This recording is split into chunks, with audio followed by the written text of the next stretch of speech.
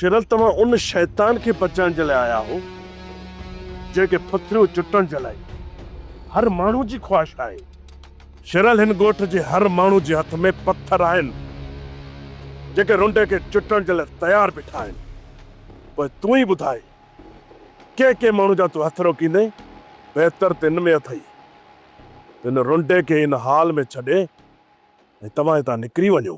ॿियनि हथनि खे छॾ सिकू, मूंखे इहो ॿुधा त तव्हां रूंडे खे मारण लाइ पंहिंजे हथनि में घणा पत्थर खणिया आहिनि?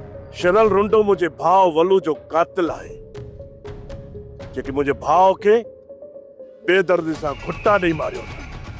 शिरल उन्हनि कमीणनि खे मां पंहिंजो सजन समझी ऐं पंहिंजी भेण जो रिश्तो उनजे पुट गुलशेर खे ॾिनो। हाणे मूंखे तव्हां ई ॿुधायो त अहिड़े कमीणे शख्स जी सज़ा छा आहे। हाणे तव्हां ई ॿुधायो उनखे चुटण जे लाइ मुंहिंजे हथ में घणा पत्थर हुजनि। जेतिरो बि तूं ॿुधाईंदे न उन खां मथे हिकिड़ो ज़रो बि न हूंदो।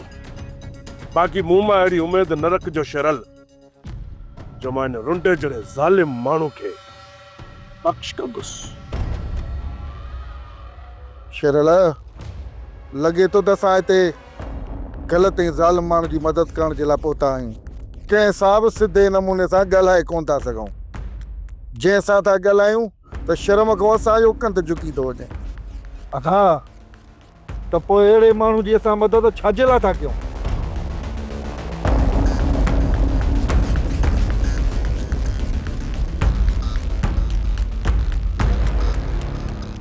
सब्सक्राइब कयो असांजो official YouTube channel Singh TV HD drama ऐं वधीक अपडेट लाइ बेल आइकन खे क्लिक करियो।